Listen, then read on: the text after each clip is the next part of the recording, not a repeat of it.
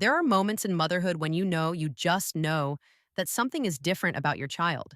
Not better, not special in the way proud parents always think their kids are special, but different in a way that terrifies and humbles you simultaneously. A way that makes you realize you're not raising this child. You're just stewarding something that belongs to someone else. My name is Antonia Acutis. I'm 53 years old, and I'm the mother of Blessed Carlo Acutis. Yes, that Carlo. The teenager whose body remained mysteriously preserved 13 years after death. The boy who's now inspiring millions of young people worldwide to fall in love with Jesus. But before he was Blessed Carlo, before the miracles and the pilgrimages and the worldwide devotion, he was just my son. My beautiful, strange, impossibly wise son who knew he was going to die young and told me exactly what would happen when they opened his coffin. And I didn't believe him. God forgive me, I thought my 15-year-old was delirious from fever and fear. But on January 23rd, 2019, when church officials opened that coffin in Assisi, and I saw what remained of my baby boy, I understood. Everything he'd told me in those final days, every impossible prediction, every supernatural insight was true. And the message wasn't just for me, it was for you. For everyone watching this right now, searching for proof that death isn't the end. Before I tell you what Carlos said to me 3 days before he died, let me ask you something. Where are you right now? Sitting alone in your car because your house feels too empty? Lying in bed at 3 a.m. because anxiety won't let you sleep? Standing in your kitchen after everyone's gone to bed? Finally having a moment to breathe? Tell me in the comments. Because I want to know. I want to pray for you specifically. And if this channel has brought you comfort, if these testimonies have touched something deep in your soul, subscribe right now. What I'm about to share will challenge everything you believe about death, about God, about what happens when we think we've lost someone forever. May 3rd, 1991, London, England. That's where Carlo was born. My husband Andrea and I were living there temporarily for his work. Beautiful spring morning, healthy baby boy, perfect in every way. We moved back to Milan when Carlo was just a few months old, and that's where he grew up. Normal Italian childhood, or so I thought. The first sign that something was different came when Carlo was 3 years old. We'd walk past churches and he'd pull on my hand. Mama, can we go inside? I want to say hi to Jesus. Jesus. A 3-year-old wanting to visit Jesus. I thought it was cute. Phase. He'd grow out of it. He didn't grow out of it. By age 7, Carlo started begging to attend daily mass. Mama, please, I need to see Jesus. I need to receive him. I was a cultural Catholic, baptized, married in the church, attended Christmas and Easter Mass. But daily? That seemed excessive. Obsessive, even. Carlo, sweetheart, we go to Mass on Sundays. Isn't that enough? No, Mama, it's not about enough. It's about love. If you love someone, you want to be with them every day, not just once a week. He was 7 years old saying this. 7. I started taking him to daily mass not because I understood, but because his intensity frightened me a little. What kind of 7-year-old prioritizes church over cartoons? But I'd drop him off, wait in the car, pick him up after. I wasn't ready to join him in that devotion. After mass, Carlo would stay 15, sometimes 20 minutes, just sitting in the pew. Silent, completely still. I'd watch through the church window, confused.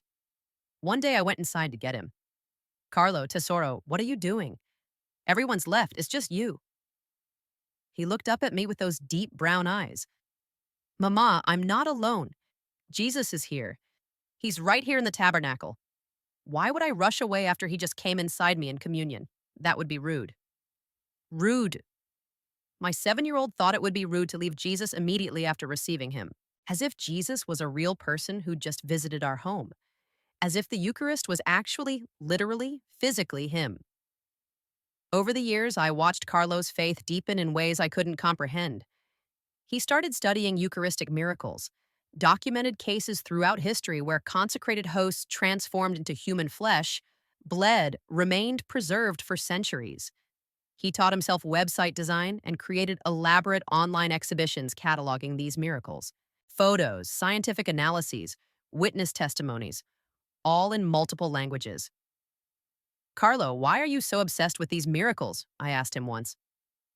He was 13. sitting at his computer surrounded by screens. Because, Mama, people don't believe. They think the Eucharist is just bread, just a symbol. But it's not. It's Him. Really, truly, physically Him. And these miracles prove it. God keeps showing us over and over, look, this is my body. This is my blood. But people still don't see. But you see? I don't just see it, Mama. I experience it. Every single day when I receive communion, Jesus enters me. And in those moments, I understand everything. Why I'm alive, what my purpose is, where I'm going when I die. Everything becomes clear. I'll be honest with you, I didn't fully understand. I loved my son desperately, supported his devotions, drove him to Mass every morning before school, but I didn't share his intensity. I believed, sure, but not like that. Not with that certainty, that passion, that complete abandonment. Carlo was also completely normal in other ways. He played PlayStation obsessively. FIFA was his favorite. He loved animals, especially our dog, Kiara. He watched movies, hung out with friends, played soccer, dressed like any teenager. Jeans, sneakers, t-shirts with video game logos. Nothing old-fashioned or churchy about his appearance. His friends would come over and they'd game for hours. But then Carlo would say, "Okay, guys, I need to go to Mass. You can keep playing, I'll be back in an hour." And they'd look at me like, is he serious? Yes, he was always serious about that. Some friends started going with him just to see what the big deal was. One of them told me years later, Signora Acutis, I went to Mass with Carlo maybe 20 times, and every single time, watching him receive communion, his face would change. Like he was seeing something we couldn't see. Like he was somewhere else. It was beautiful and kind of scary at the same time. September 2006. Carlo started complaining about headaches. Severe ones. Then dizziness, nausea, fever. I took him to our family doctor. Probably just a virus, let's monitor it. But it got worse, much worse. Within 2 weeks, Carlo could barely stand without losing his balance. We went to the hospital. Tests, more tests, blood work, scans. The doctors' faces grew increasingly grave. Finally, they called Andrea and me into a private room. Signora and Signora Kudis, I'm very sorry. Your son has acute lymphoblastic leukemia. It's aggressive, very aggressive. With intensive chemotherapy, maybe 6 months, maybe a year. I'm so sorry. The world ended. Just stopped. My 15-year-old son, my baby, dying. How do you process that? How do you breathe after hearing those words? I collapsed.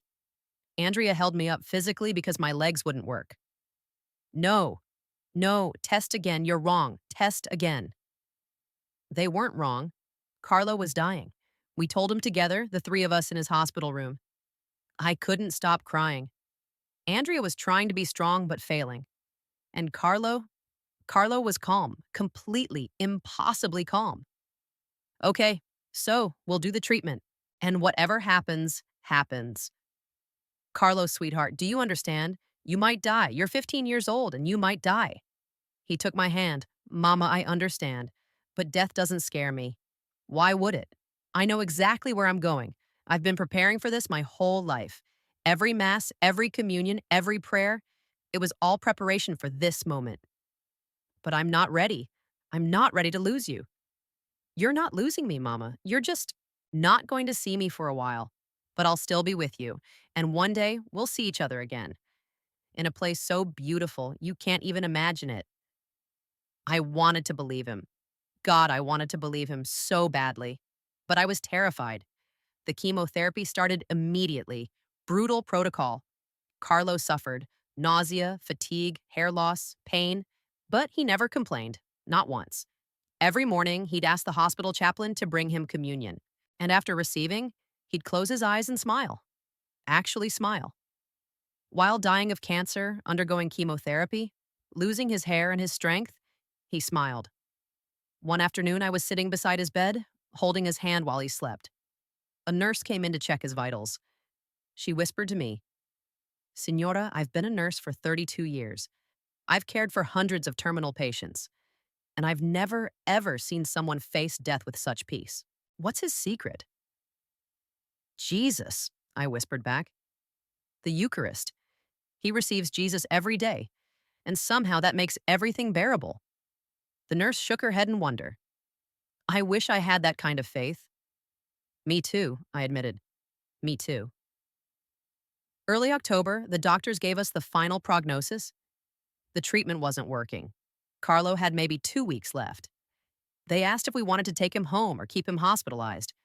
Carlo chose home. I want to die in my own bed, Mama, where I feel safe. We set up a hospital bed in his room, surrounded by his computers, his posters, his books about Eucharistic miracles. The hospice team came, managed his pain, tried to keep him comfortable. But Carlo was failing rapidly, visibly diminishing. Every day he looked more fragile, more transparent, as if he was already partly somewhere else. October 9th, 2006. 3 days before he died.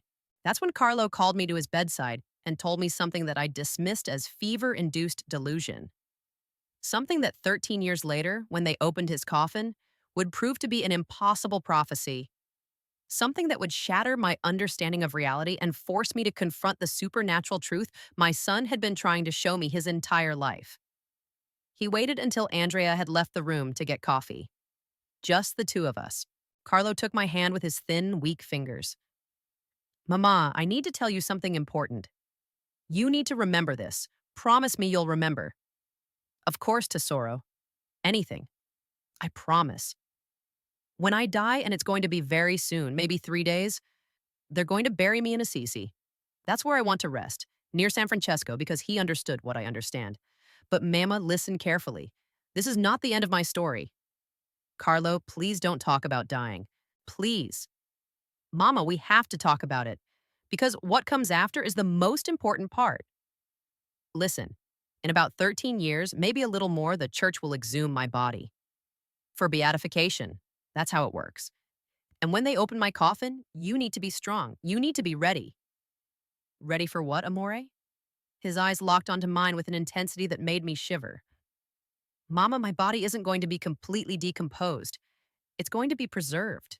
God is going to keep it intact as a sign, as proof, so that everyone who sees it will know that the Eucharist is real, that the resurrection of the body is real, that I'm not dead, I'm alive, more alive than ever.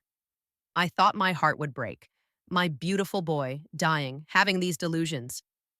Carlo, sweetheart, I think maybe we should increase your pain medication. You're not making sense. I'm making perfect sense, Mama. And you'll see.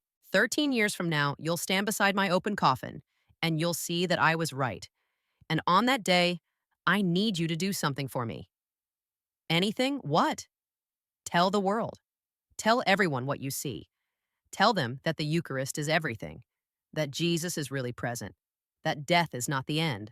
Promise me, Mama, promise me you'll testify. I promised. Of course I promised. What else do you say to your dying son? You promise him anything, everything, even if you think he's delirious. Even if you don't believe what he's saying, you promise, because love promises. 3 days later, my son died in my arms. And for 13 years, I tried to forget that impossible prophecy. Until the day they opened his coffin and I saw something that destroyed every doubt I'd ever had.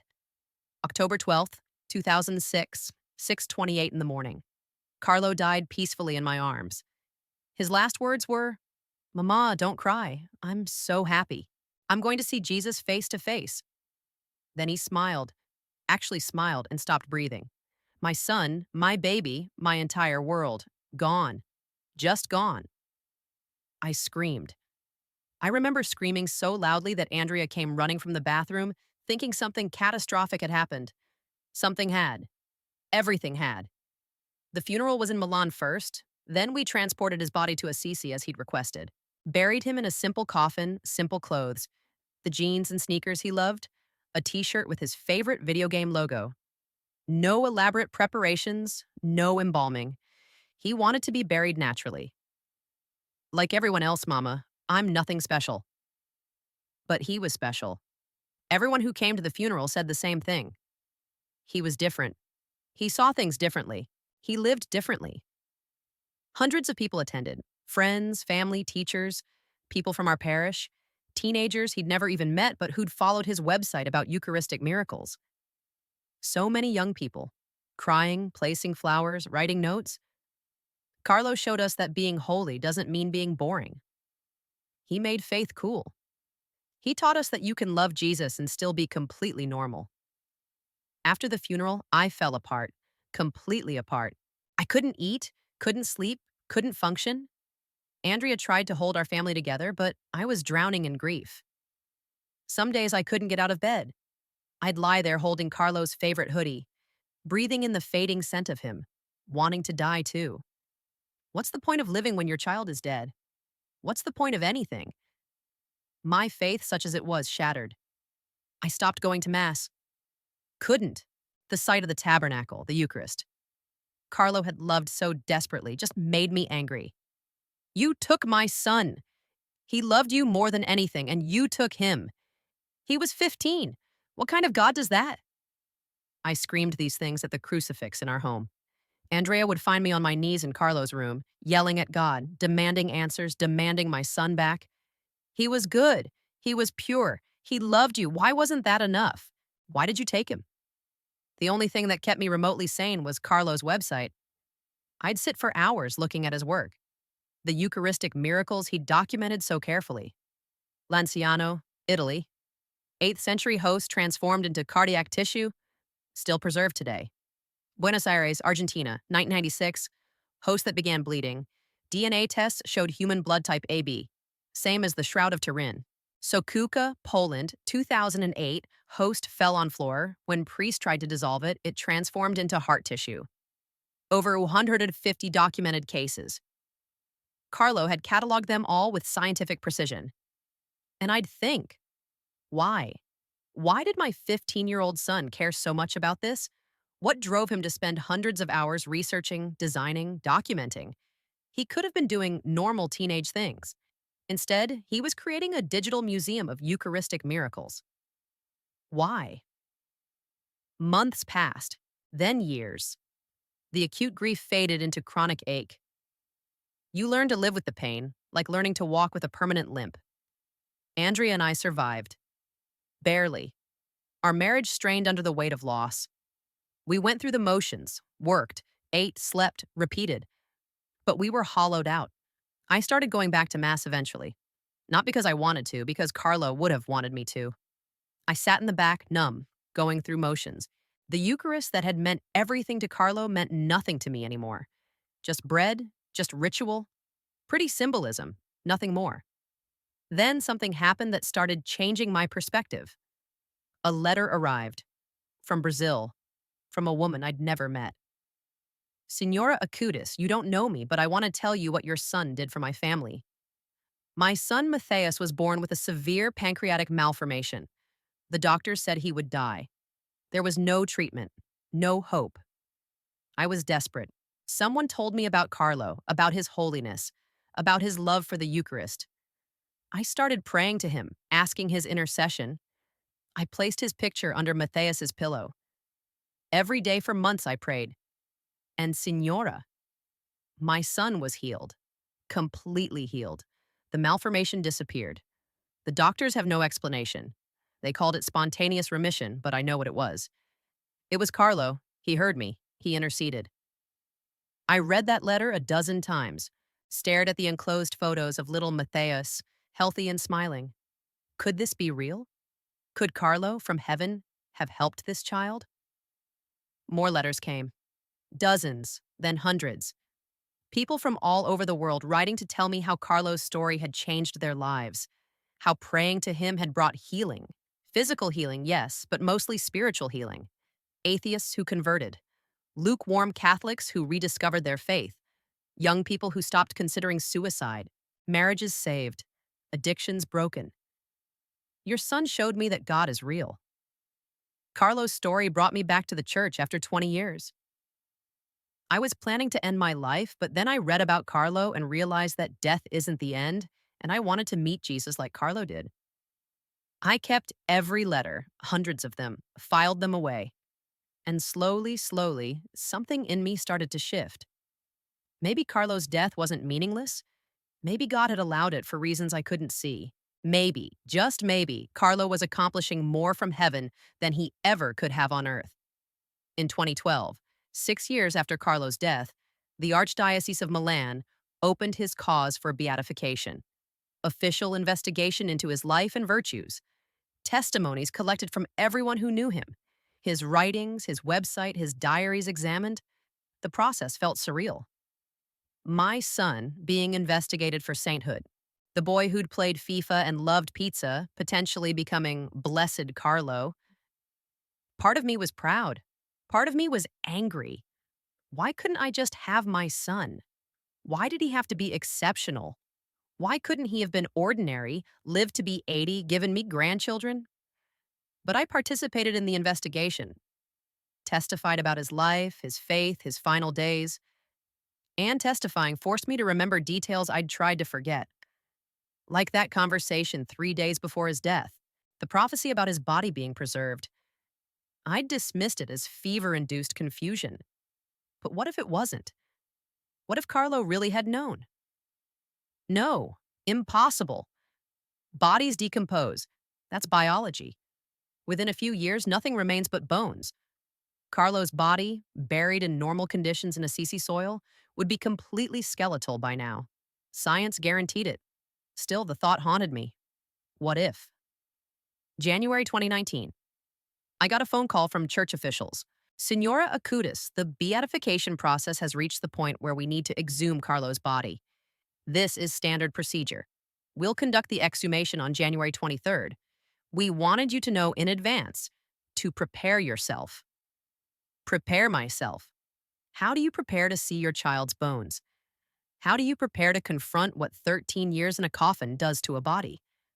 I didn't sleep for a week before the exhumation. Nightmares every night. Visions of skeletal remains, of decay, of my beautiful boy reduced to dust. Andrea held me the night before. Antonia, you don't have to go.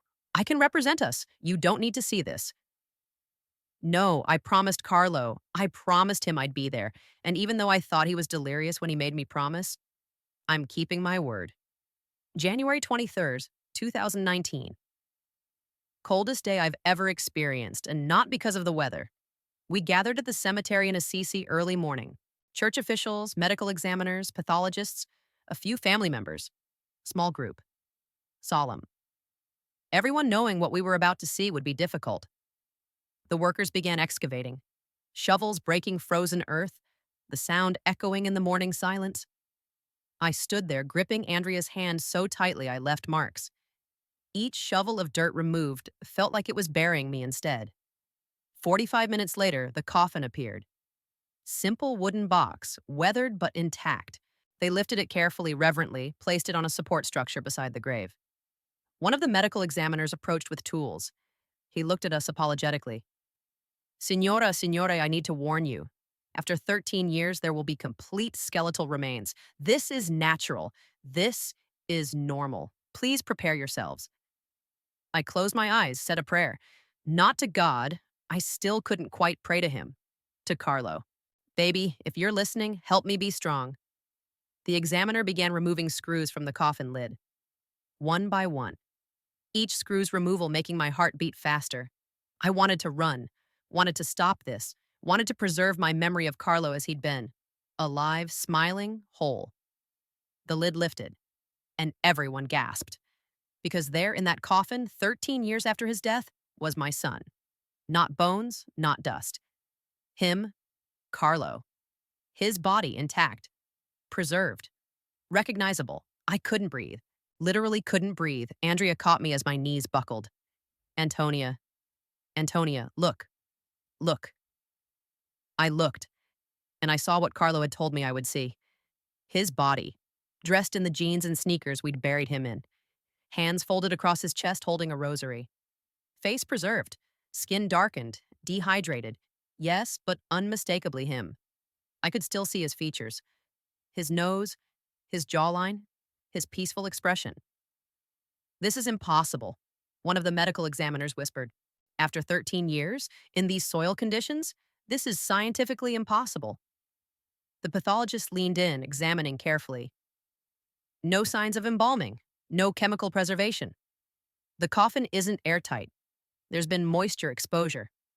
According to every decomposition model I know, this body should have been completely skeletal within 5 years, but It's preserved. I approached the coffin slowly. My legs were shaking. Andrea supported me. And I looked down at my son's face. 13 years. 13 years since I'd held him while he died. 13 years since I'd kissed his forehead and whispered, Ti amo, tesoro mio. And here he was, still here, preserved, just like he'd said. Mama, my body isn't going to be completely decomposed. It's going to be preserved. God is going to keep it intact as a sign. He'd known. My 15-year-old dying son had known exactly what would happen 13 years in the future. How? How could he possibly have known? Tears streamed down my face. Not grief this time. Something else. Awe. Wonder. And for the first time since Carlo's death, genuine faith. Because this wasn't natural. This wasn't science. This was supernatural. This was God. God had kept his promise to my son, had preserved Carlo's body as a sign, as proof, as testimony. The medical team conducted extensive examinations, x-rays, tissue samples, environmental analysis. Every test confirmed the same thing: impossible preservation. The heart was intact, lungs recognizable. Even some internal organs showed preservation that violated all known decomposition patterns. I have no scientific explanation, the lead pathologist finally admitted. This shouldn't exist, but it does. I asked for time alone with Carlo's body. They granted it, understanding a mother's need. I stood there, just the two of us, and I talked to him. Carlo, amore mio, you were right. You were right about everything. About the Eucharist, about death, about God. I'm sorry I doubted. I'm sorry I was angry at God for taking you. Because now I understand. He didn't take you. He was just calling you home early. And he kept you preserved so that millions of people would see and believe. I felt something then. Not audible, but clear. Carlo's presence. His voice in my heart, not my ears. Mama, now you understand. Now you see why I gave my whole life to Jesus. Because he's real. And the Eucharist is really him. And death is just the beginning. Tell everyone, Mama. Tell everyone what you've seen. That day, standing beside my son's miraculously preserved body, I became a believer. Not the lukewarm cultural Catholic I'd been before. A true believer, someone who knew with absolute certainty that God exists, that Jesus is present in the Eucharist, that death is not the end, that my son is alive, more alive than ever, and still working, still testifying, still pointing people toward Jesus. After the exhumation, the church decided to prepare Carlo's body for public veneration. Medical teams recommended reconstructing parts of his face with a silicone mask for aesthetic purposes, not to deceive, but to restore a more natural appearance, since some areas were dehydrated. I was consulted on every decision. They showed me designs, asked my opinion. Signora Acutis, does this capture Carlo's expression? Does this look like your son? It was surreal, working with artisans and medical professionals to recreate my son's face, but also healing. Each session forced me to remember Carlo as he'd been, his warm smile, his peaceful expression, the way his eyes sparkled when he talked about Jesus. In April 2019, Carlo's body was transferred to Spoleto, then later to Assisi for permanent veneration at the Sanctuary of the Spoliation. The transfer ceremony was simple but beautiful, and when they placed his body in the glass case for public viewing, thousands of people came. Thousands. I stood back, watching, as person after person approached the case, stared at Carlo's preserved body, and wept. Young people mostly, teenagers who saw themselves in him. He's just like us, one girl whispered. Jeans and sneakers. Normal, but holy. That's what struck everyone. Carlo looked normal. Not like the traditional saints with elaborate robes and solemn expressions. He looked like he could wake up, grab his phone, and start texting. Contemporary, relatable, real. The media coverage exploded. News outlets worldwide reported on the millennial saint, the cyber apostle, the teenager whose body defied decomposition. Skeptics emerged immediately, of course. It's a hoax. There must have been secret embalming. Bodies can preserve naturally under certain conditions. But every investigation confirmed the same findings. No artificial preservation, normal burial conditions, scientifically inexplicable result. Even the most determined skeptics couldn't explain it away. I started receiving interview requests, hundreds of them. Television, newspapers, magazines, podcasts. Everyone wanted to know about Carlo. What was he like? How did he become so holy? What was his secret? At first, I declined. I'm a private person. The thought of sharing my grief, my son, my family with the world felt overwhelming. But then I remembered my promise. Tell everyone, Mama. Tell everyone what you've seen. So I started accepting interviews, and I told Carlo's story over and over. Each time I'd watch the interviewer's face change, skepticism melting into wonder, curiosity deepening into conviction. By the end, many of them would have tears in their eyes. Signora Acutis, your son has changed my life. This interview has changed my life. One journalist, a self-proclaimed atheist, came to interview me for a secular Italian magazine. Professional, polite, but clearly skeptical. Signora, with all respect, bodies can preserve under specific conditions. This doesn't necessarily indicate supernatural intervention. I understand your skepticism, I told him. I was skeptical too. But tell me, how do you explain that my 15-year-old son, 3 days before dying, predicted exactly what we found when we opened his coffin 13 years later? How do you explain that? He had no answer. The article he published wasn't what his editors expected.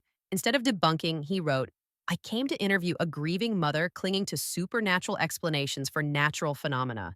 I left questioning everything I believe about reality, death, and the possibility of God. The testimonies kept coming. Not just letters now, but people traveling to Assisi to thank me in person. A young man from Germany. Signora Acutis. I was addicted to drugs for 8 years.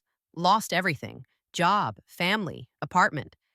I was sleeping on the streets, planning to overdose and end it. Then someone showed me a video about Carlo, about how he said the Eucharist is the highway to heaven. I don't know why, but something in his story reached me.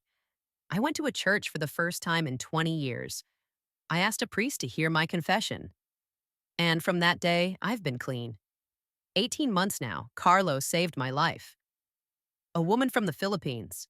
My marriage was ending. My husband was having an affair. I was so angry, so hurt. I wanted revenge.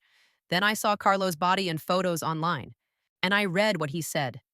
To be always close to Jesus, that's my plan for life. Something about those words, about his preserved body, made me think. If God could keep a body from decaying for 13 years, maybe he could also keep my marriage from dying. I started praying, really praying, for the first time.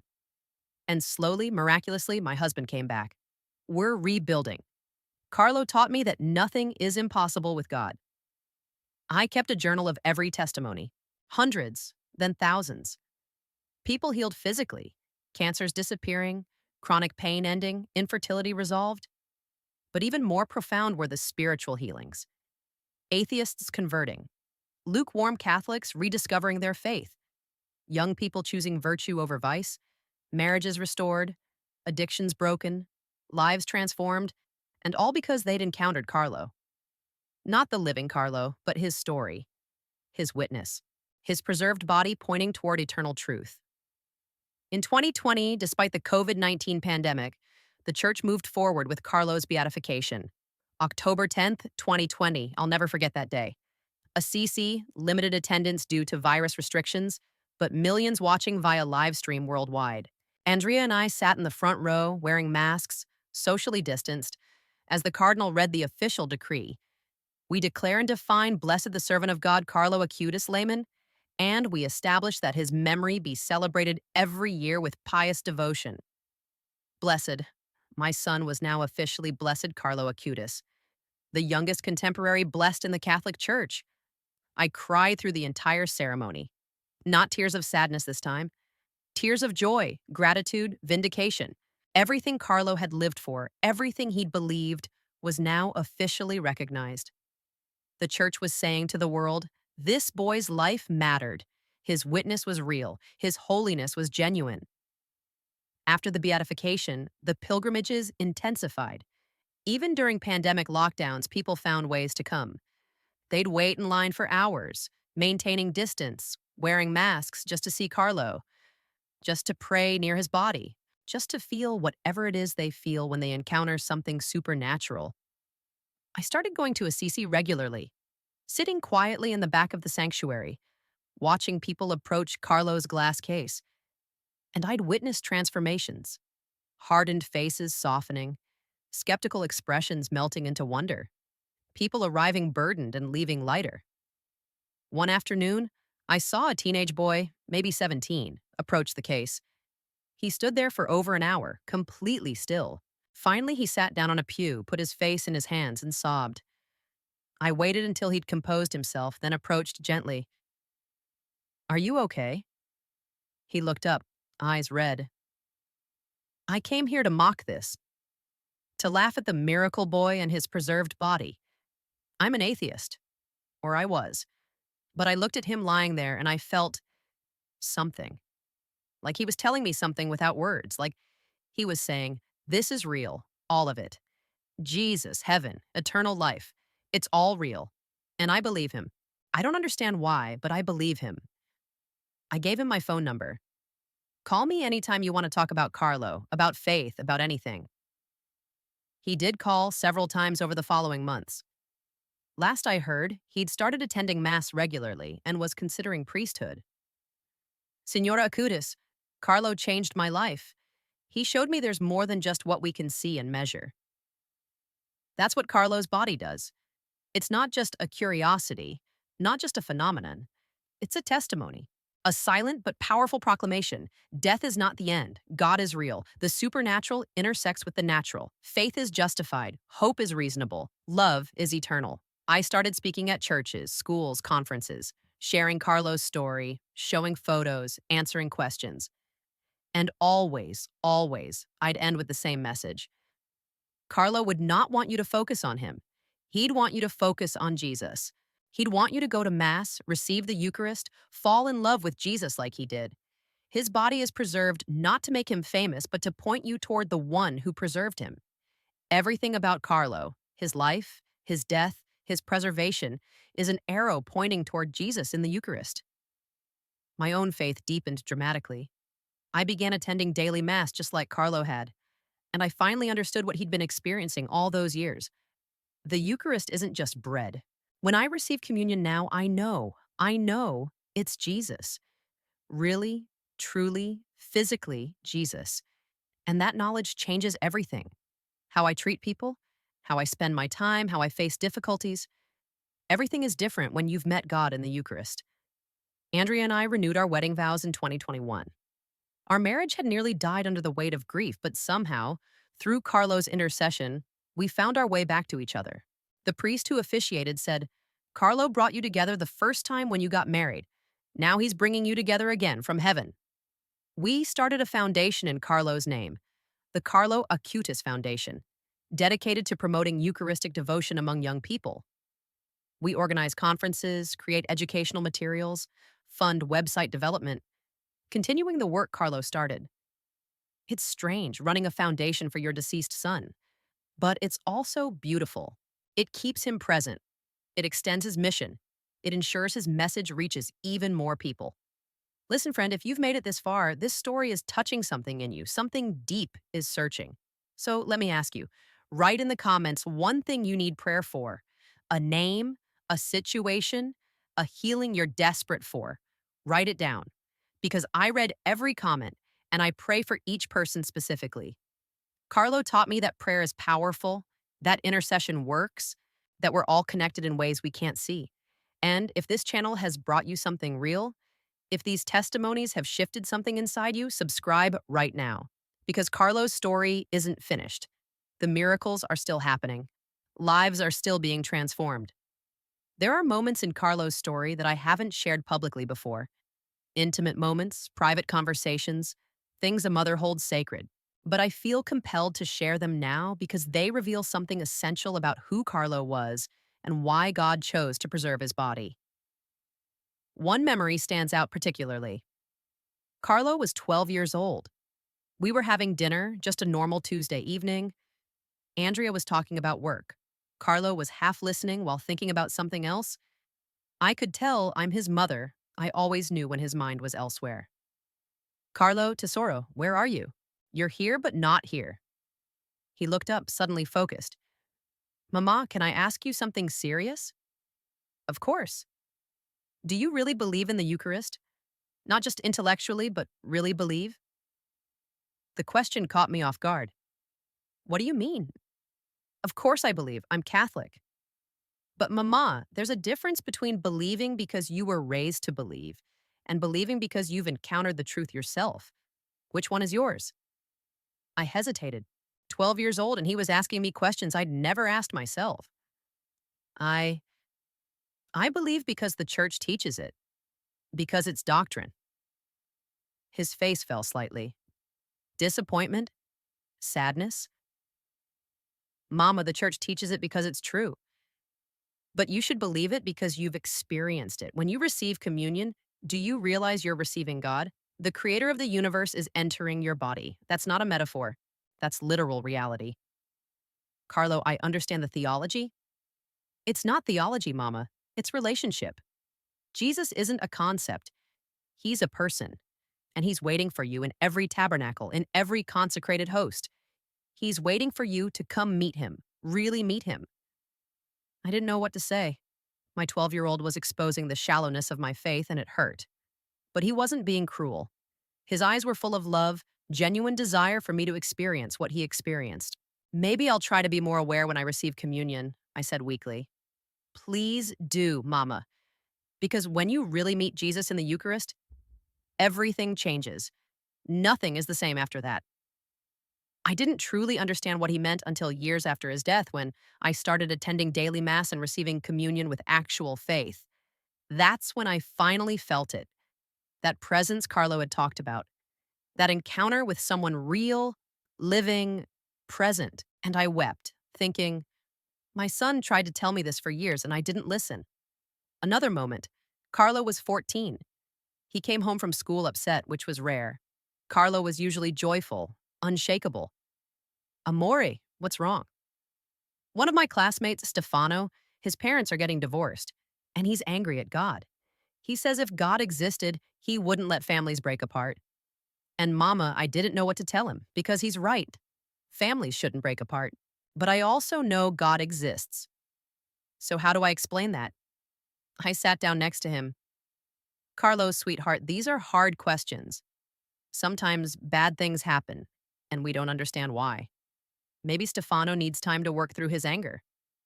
But what if he loses his faith completely? What if because of this pain he never finds Jesus?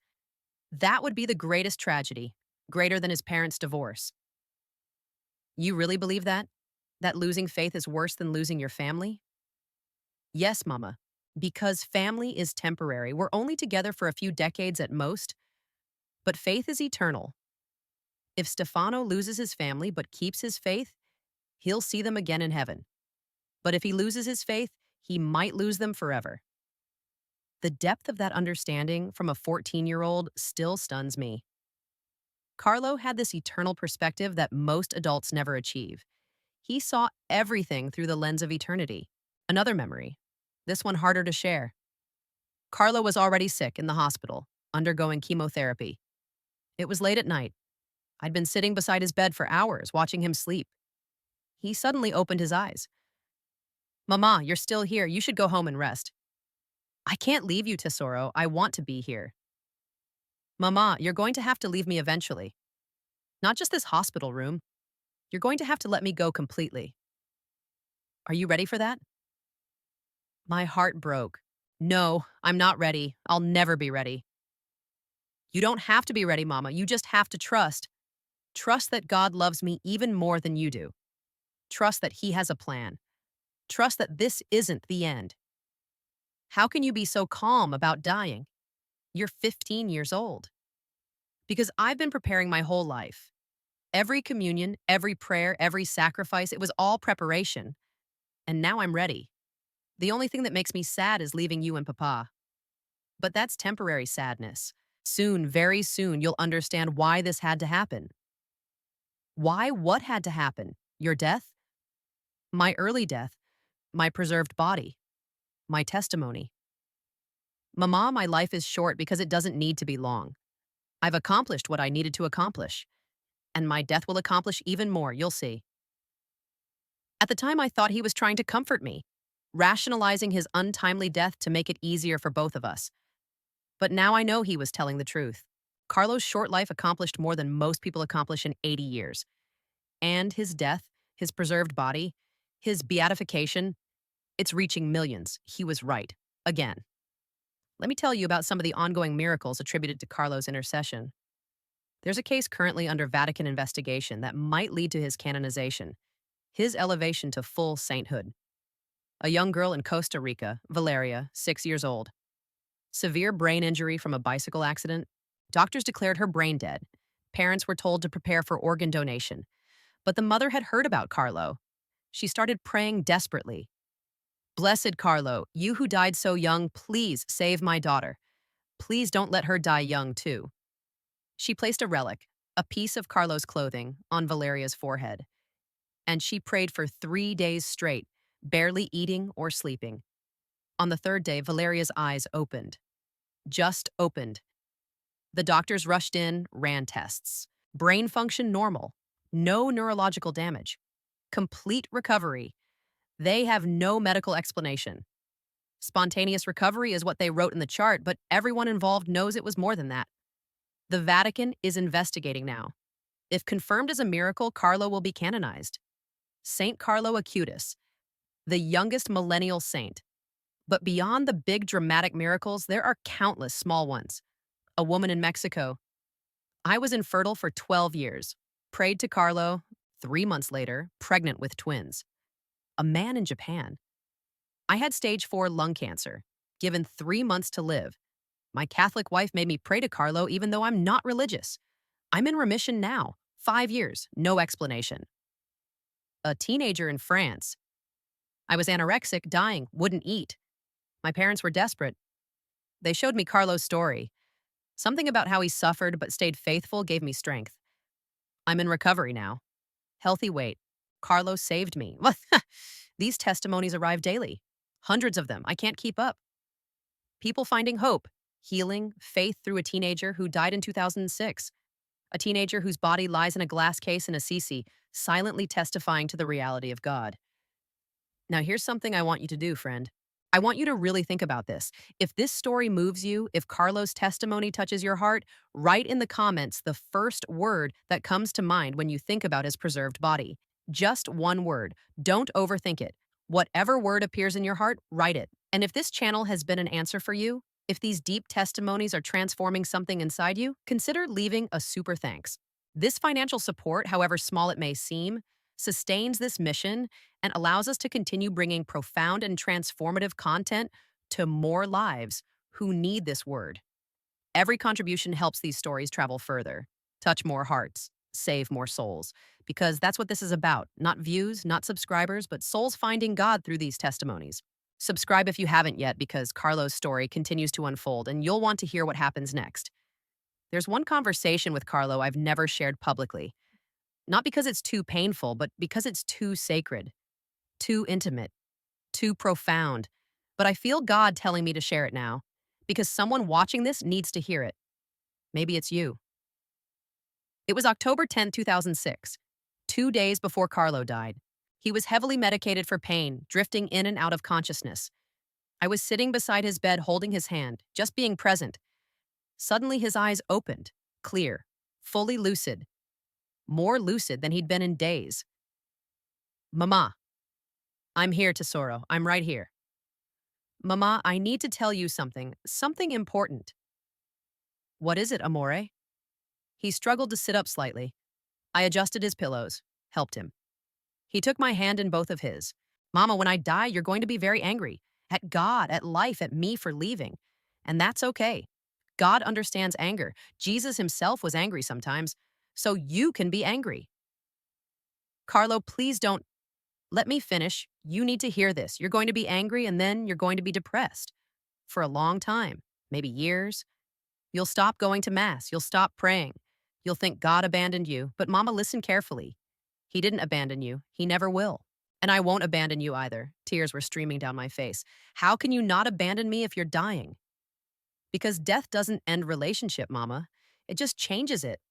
I won't be physically present, but I'll be spiritually present. More present than ever, actually. Because in heaven, I'll be able to see you, pray for you, intercede for you in ways I can't do now. I don't want you to intercede from heaven. I want you here. I know, but that's not the plan. And Mama, I need you to trust the plan, even when it doesn't make sense, even when it hurts terribly. Trust that God knows what he's doing. He paused, gathering strength. There's something else, something I've never told anyone. What is it? About 3 months ago, I had a vision.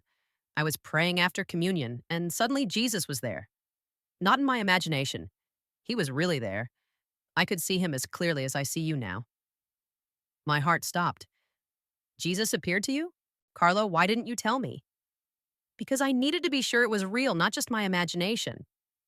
But it was real, Mama. He was standing right in front of me and he said, Carlo, I'm calling you home soon, very soon. You're going to suffer, but the suffering has purpose. Your preserved body will become a sign for the whole world. Millions of young people will find me because of you. Your short life will bear fruit for centuries. I couldn't breathe. Jesus told you your body would be preserved? Yes, and he told me exactly how long. About 13 years. And he told me that you would be there when they opened the coffin, and that seeing my preserved body would transform your faith, that you'd finally understand what I've been trying to tell you about the Eucharist. Carlo, this is impossible. It's not impossible, Mama. It's already done.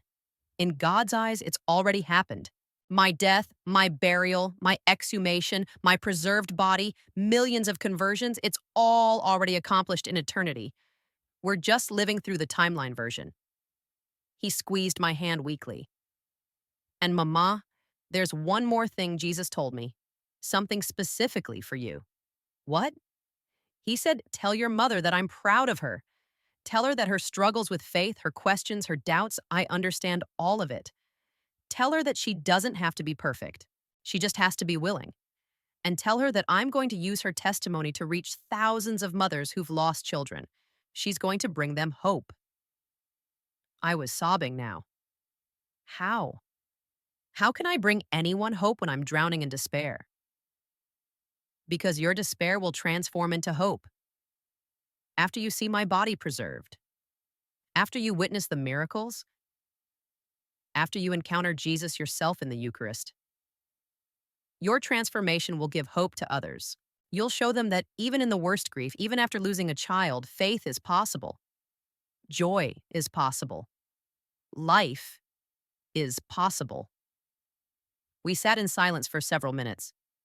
Finally, I asked, Carlo, are you scared? Of dying? No, I'm excited.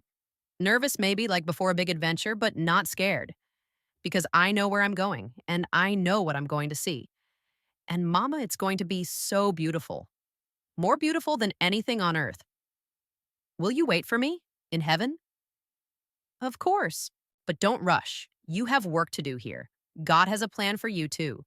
Your life isn't over just because mine is ending. In fact, your most important work is just beginning. You're going to tell my story. You're going to testify about the Eucharist. You're going to bring people to Jesus. That's your mission. I don't know if I can do that. You can't, but God can do it through you. Just say yes.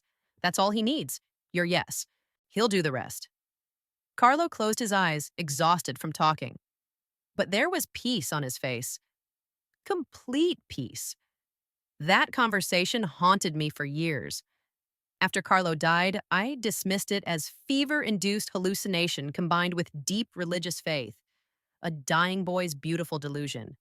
But when they opened his coffin, and I saw his preserved body, exactly 13 years after his death, exactly as he'd predicted, I knew it wasn't delusion. It was prophecy. Jesus had appeared to my son, had told him he would die young, had revealed that his body would be preserved, had explained the purpose of his suffering, and it all came true, every single word. How do you live with that knowledge? How do you process that your 15-year-old son had a direct encounter with Christ, received prophetic knowledge, and died to fulfill a divine plan? Some days I'm overwhelmed by the honor. Other days I'm overwhelmed by the loss. Most days it's both simultaneously, but what Carlo said about my mission proved true too. After his beatification, I started speaking publicly. At first, just small local churches, then bigger venues, then international conferences. And everywhere I go, mothers approach me. Mothers who've lost children, mothers drowning in grief, mothers who can't imagine how to survive. And I tell them about Carlo, about his death, his preserved body, his continued presence, about how my faith was shattered and then rebuilt stronger, about how joy is possible even after devastating loss. And I watch their faces change, watch hope return, watch them realize that their child's death isn't the end of the story, that God can bring purpose from tragedy, that love transcends death. One mother in Brazil told me, Senora Acutis, I was planning to kill myself. I couldn't live without my daughter. But hearing your story, seeing that you survived losing Carlo, realizing that our children are alive in heaven, it gave me a reason to keep living. You saved my life. I didn't save her life. Carlo did, or rather, God did, through Carlo's story. That's what my son meant when he said, You're going to bring people hope. Not through my own strength, but through testimony, through sharing what God has done, through being honest about the pain and the healing. There's another aspect of Carlo's prophecy I haven't mentioned. The night before he died, he said something else. Mama, after my body is found preserved, after I'm beatified, something else is going to happen. Something big. What? A renewal of Eucharistic devotion worldwide, especially among young people. They're going to start going to daily Mass like I did. They're going to start understanding that the Eucharist isn't a ritual, it's an encounter. And there's going to be a movement. Hundreds of thousands of young people, maybe millions, falling in love with Jesus in the Eucharist because of my preserved body pointing them toward that truth. That's a big prediction, Carlo. He smiled. It's not a prediction, Mama. It's already happening. In God's time, it's already done. We just have to wait for Earth's timeline to catch up. And you know what? It's happening. Exactly as he said. Since Carlo's beatification, there's been a documented increase in youth attendance at daily Mass. Eucharistic adoration chapels are filled with teenagers.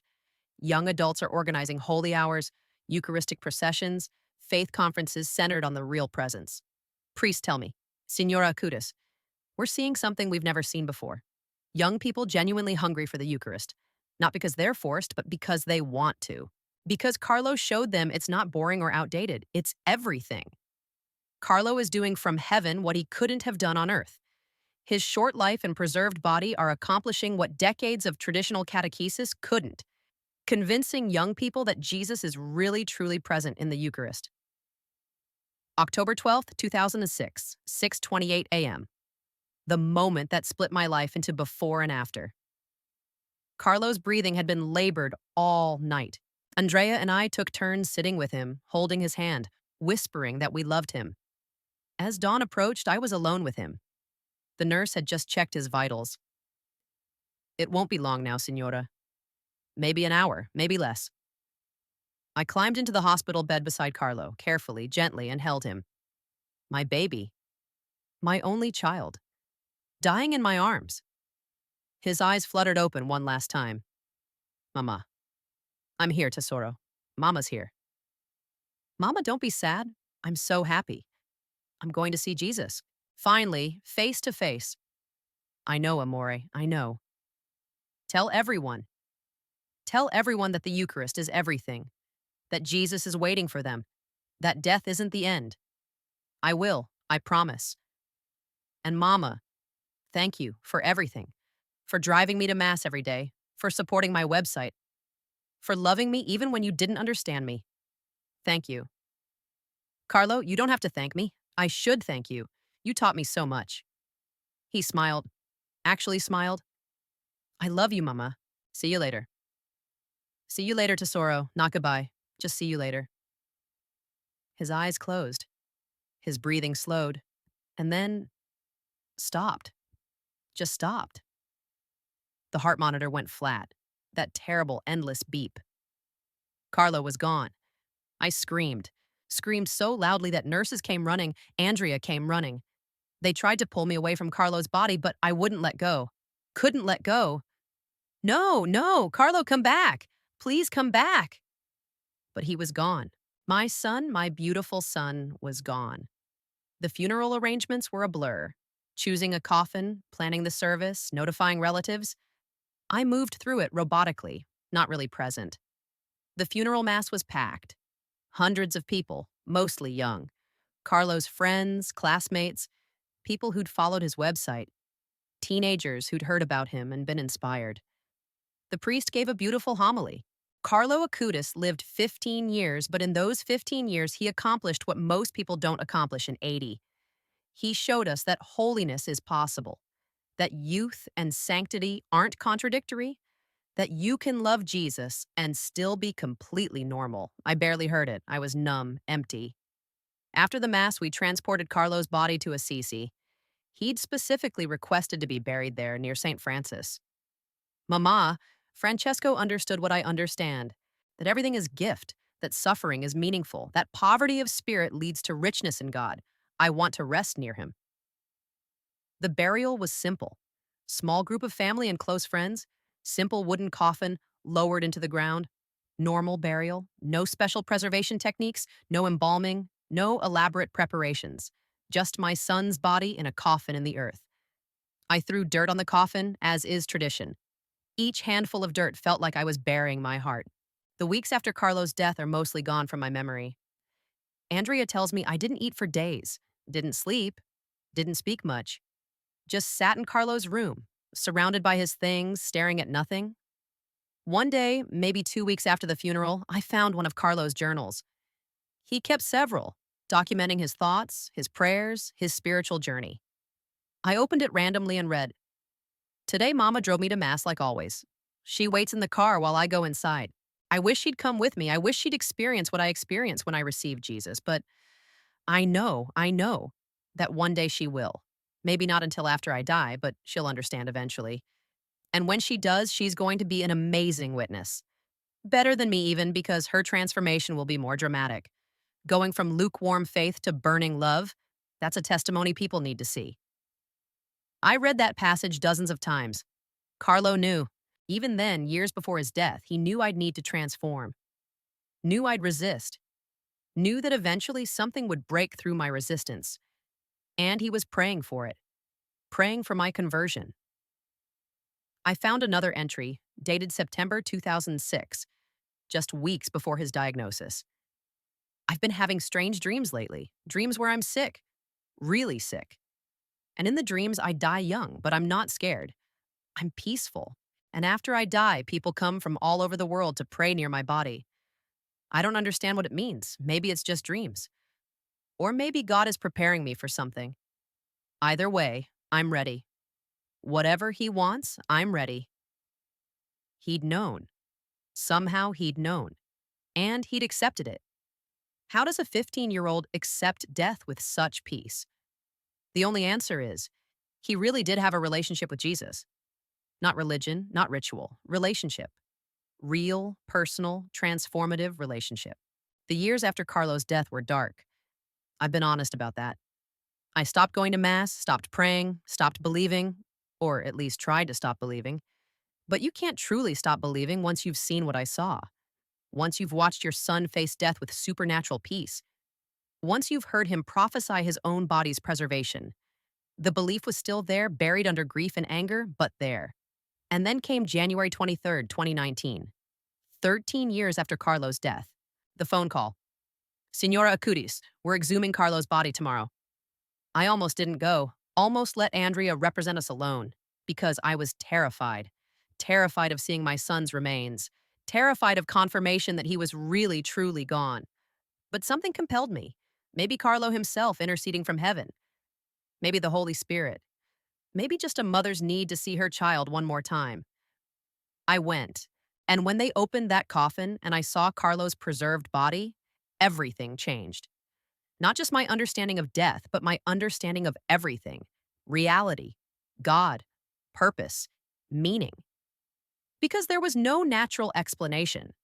Every expert confirmed it. The soil conditions should have guaranteed rapid decomposition. The coffin wasn't airtight, no preservation chemicals, no special preparations. And yet 13 years later, Carlo was recognizable. his body intact, his face peaceful, exactly as he'd predicted. I stood there staring at him and remembered every conversation we'd had about the Eucharist. Every time he'd tried to explain that Jesus is really present. Every time he'd told me that receiving communion isn't a symbol, it's an encounter, and I finally understood. If God could preserve Carlo's body for 13 years against all natural laws, then obviously God could be present in the Eucharist. Obviously, miracles are real. Obviously, the supernatural intersects with the natural. Obviously, death isn't the end. That day, beside Carlo's exhumed body, I started believing, really believing. Not cultural Catholicism, not inherited religion, personal, conviction based, transformative faith. The medical examinations took hours. Every test confirmed the impossible. Incorruptibility, the church official kept saying. This is what the church calls incorruptibility, a sign of sanctity, God's way of confirming that this person is with him. I asked one of the pathologists, "How is this possible? Give me the scientific explanation." He shook his head. "Signora, there is none. I've examined thousands of bodies in my career. I know decomposition intimately, and this violates everything I know. The only explanation is supernatural preservation." Supernatural. A man of science using the word supernatural. That's when I knew this wasn't collective delusion. This wasn't wishful thinking. This was real. God had preserved my son's body as a sign, as proof, as testimony. Over the following months, as preparations were made for Carlo's beatification, I started attending Mass again, hesitantly at first, sitting in the back, unsure, awkward, but gradually something shifted. One morning during communion, I received the host, and instead of rushing back to my seat, I stayed kneeling, closed my eyes. And for the first time in my life, I prayed, "Jesus, if you're really here, show me. Help me feel your presence." And I felt it. Not dramatically, not overwhelming, just presence, peace. Like someone had placed a warm hand on my shoulder, and I knew. Carlo had been right all along. The Eucharist is Jesus, really, truly, physically Jesus, and he'd been waiting my entire life for me to come meet him.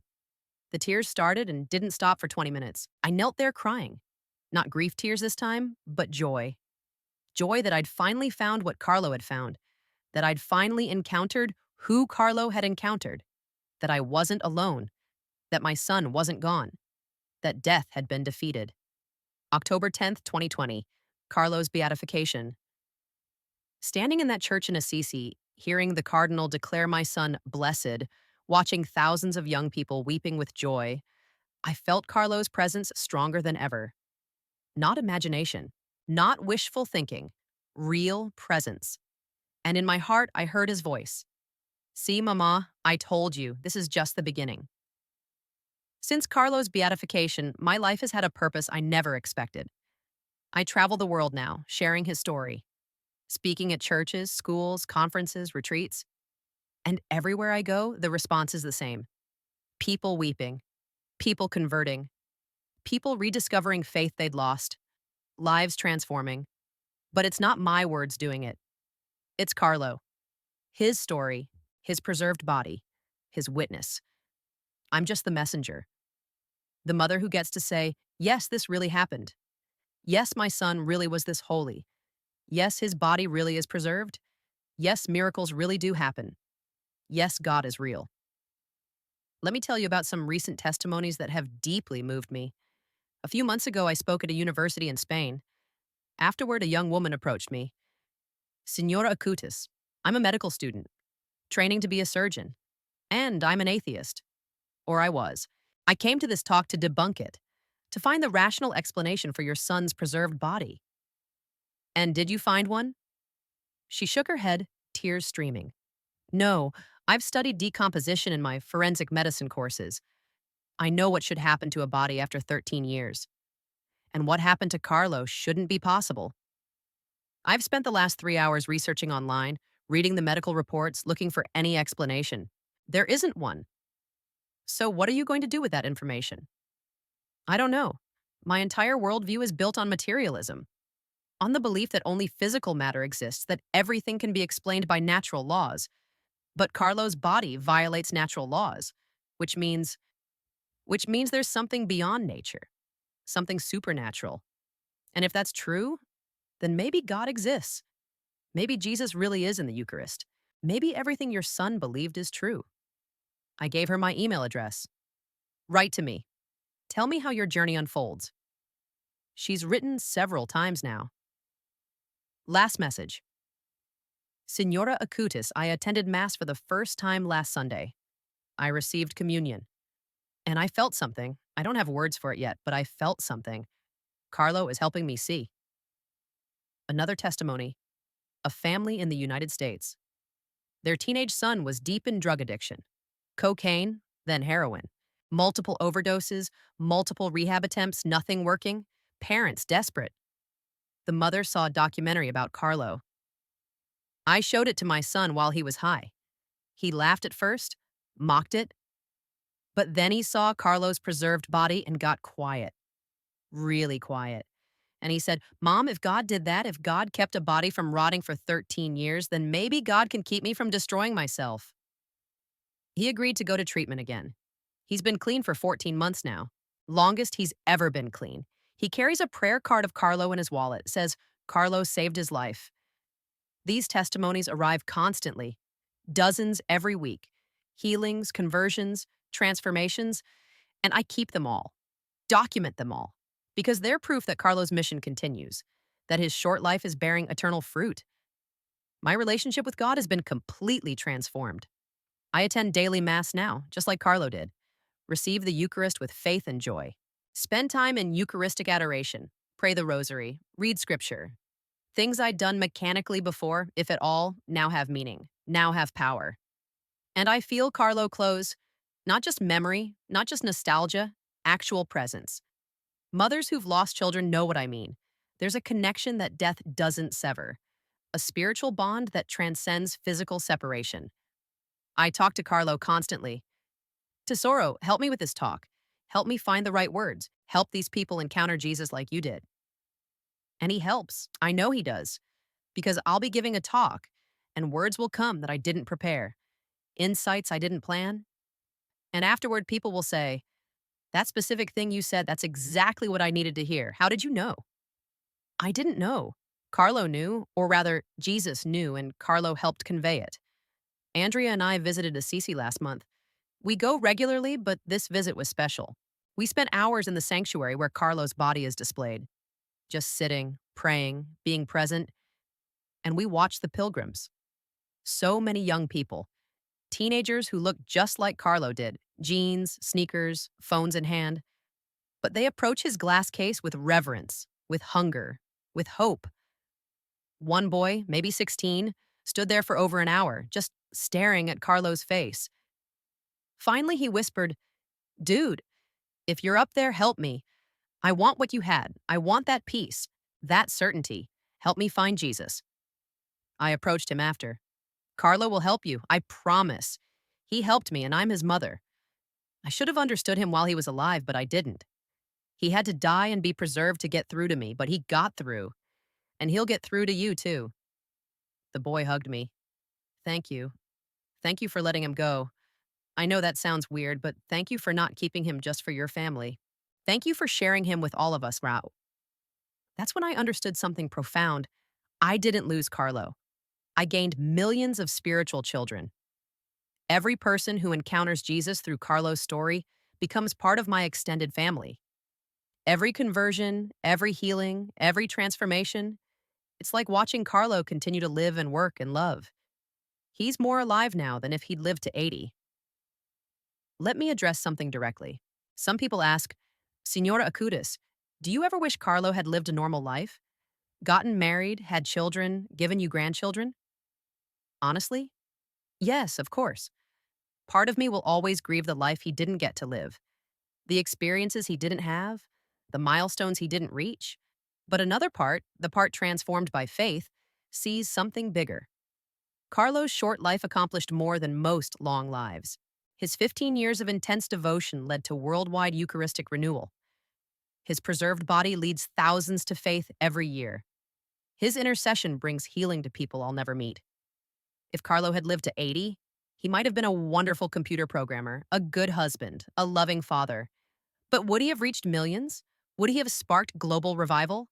Would he have proven to skeptics that God is real?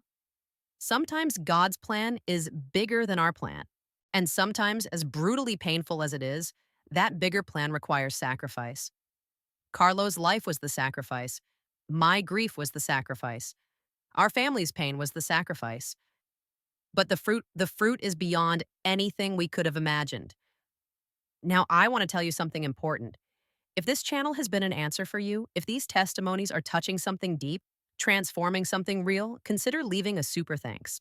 This financial support, however small it may seem, sustains this mission and allows us to continue bringing profound and transformative content to more lives who need this word.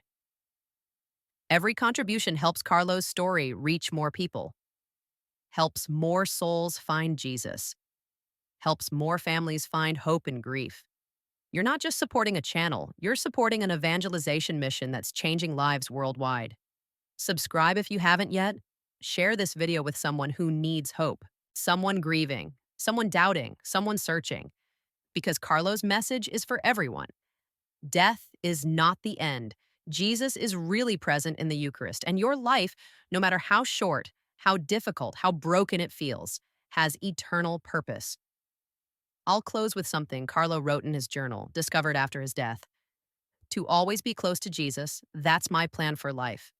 And the Eucharist is the highway to heaven. It's the fastest, straightest path. Don't take the long, winding roads. Don't waste time on detours. Take the highway. Go to Mass. Receive Jesus. Let him transform you, because transformation is available to everyone. You don't have to be special or holy or perfect. You just have to be willing. Say yes to Jesus, and he'll do the rest. That's my message. That's what I want everyone to know. That was his message, and now it's mine. Say yes to Jesus. Go to Mass. Receive the Eucharist. Let him transform you like he transformed Carlo, like he transformed me, like he's transforming millions through my son's story. In the comments, I want you to write one thing. Write the biggest fear you have about death, about loss, about faith. Write it honestly, because Carlo taught me that honesty is the beginning of healing. And I'll pray for each of you, specifically, by name if you leave it, because we're family now. Everyone touched by Carlo's story is family. And one more thing. If you know someone who's grieving, who's lost a child, a parent, a spouse, send them this video. Because the greatest gift Carlo's story gives is hope. Hope that death is not the end. Hope that we'll see our loved ones again. Hope that God is real and he cares and he's present even in our deepest pain. Carlo is in heaven now. I know this with absolute certainty. Not because I'm his mother and I want to believe it, but because I've seen the evidence. His preserved body, the miracles, the transformations, the supernatural signs that continue. And one day I'll see him again. We'll embrace. I'll hold my son again. And he'll say, "See, Mama, I told you, it was all worth it. Every tear, every moment of grief, every second of pain, worth it for the soul saved, worth it for the revival sparked, worth it for the glory given to Jesus." Until that day, I have work to do, testimony to give, stories to share, people to bring to the Eucharist that Carlo loved so desperately. This is my mission now. This is my life's purpose, and I embrace it. Not because I'm strong, but because Carlo's intercession makes me strong. Not because I'm holy, but because sharing his holiness sanctifies me too. God bless you. May Carlo intercede for you. May you encounter Jesus in the Eucharist like my son did. And may you discover that death is not the end. It's just the beginning of the real story. Amen.